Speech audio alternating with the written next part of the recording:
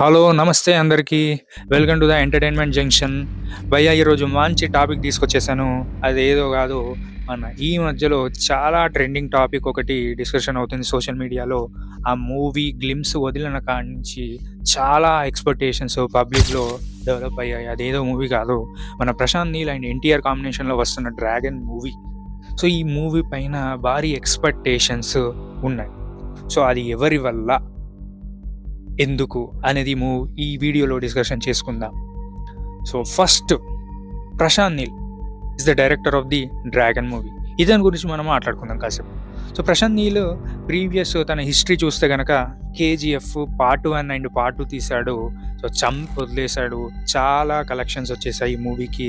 And ఒక fame అయితే all over ఇండియాలో తెచ్చి పెట్టుకున్నాడు.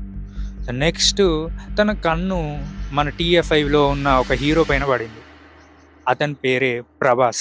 ఈ హీరో మన డార్లింగ్ ప్రభాస్ పైన కన్నుపడ్డది.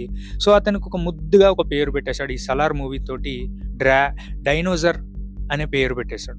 సో, యాప్ట్‌గా సెట్ అయిపోయేటట్టు ఈ స్టోరీని ప్లాన్ చేసుకొని అదే ఎలివేషన్స్ మూవీలో పెట్టాడు. సో, ఆ కటౌట్‌కి తగ్గ ఎలివేషన్స్ పడ్డాయి భయ్యా. పూనకాలు థియేటర్‌లో ఎలా ఉన్నాయో చూసాం. సో, ఒక్కసారి మీరు యూట్యూబ్‌లో ఒకసారి 'Salaar' part 1 cease fire public review అని కొట్టి చూస్తే ప్రతి ఒక్కరు థియేటర్ నుంచి బయటకు వచ్చే వాళ్ళందరూ పూనకాలతోటి వచ్చేసారు. అండ్ కాటే రమ్మ ఫైట్ ఎస్పెషల్లీ ఒక రేంజ్‌లో బెంచ్ మార్క్ సెట్ చేసి వదిలేసింది. సో, ఆ రేంజ్ ఎలివేషన్స్ ఇచ్చేసి జస్ట్ ఒక్క 2-3 మినిట్స్ ప్రభాస్ తోటి డైలాగ్స్ ఉంటాయి. అంత ఎలివేషన్ చూపెట్టాడు. అంత ఎంగేజ్ చేశాడంటే Prashanth Neel not a joke. So, అతనికి ఎంతో టాలెంట్ ఉంటే ఈ పని చేయగలుగుతాడు. సో, అదే రూట్‌లో అదే డార్క్ వరల్డ్, అదే డ్రామా, యాక్షన్ ఇదే మళ్ళీ 'డ్రాగన్' మూవీ తీస్తున్నాడు.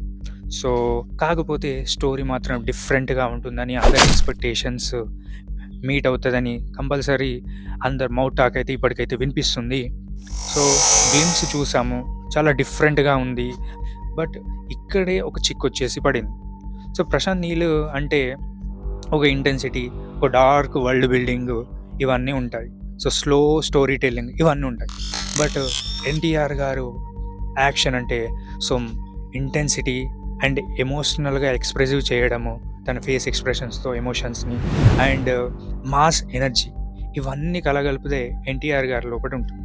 సో, ఇందులో ఎలివేషన్స్ ఇంటెన్సిటీ ఎక్కువైనా, ఎమోషన్ కొంచెం వీక్ అయినా ప్రాబ్లమే. ఎమోషన్ కొంచెం ఎక్కువై, ఇంటెన్సిటీ తక్కువైనా కూడా ప్రాబ్లమ్. సో, ప్రశాంత్ నీల్ పైన ఇప్పటికీ చాలా భారీ లోడ్ అయితే పడింది. ఎందుకు? తను 'కేజీఎఫ్' పార్ట్ 1, పార్ట్ 2 ఒక లోడ్ అనేది తన మీద వేసుకున్నాడు. నెక్స్ట్ 'సలార్' అని ఇంకో పెద్ద లోడ్. సో, ఈ 2 లోడ్స్ అని కాకుండా ఇంకో పెద్ద హీరోని సెలెక్ట్ చేసుకొని 'డ్రాగన్' అని పేరు పెట్టాడు.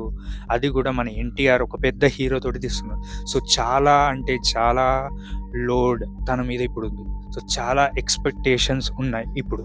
సో, అతను తీసుకుంది ఒక నార్మల్ హీరోని కాదు. సో, ఒక డిఫరెంట్ ఎమోషన్స్ పలికించే ఒక హీరో, ఒక గ్రేట్ యాక్టర్ ది ఎన్టీఆర్ గారిని చూజ్ చేసుకున్నారు యాజ్ ఎ ప్రభాస్ లాగానే.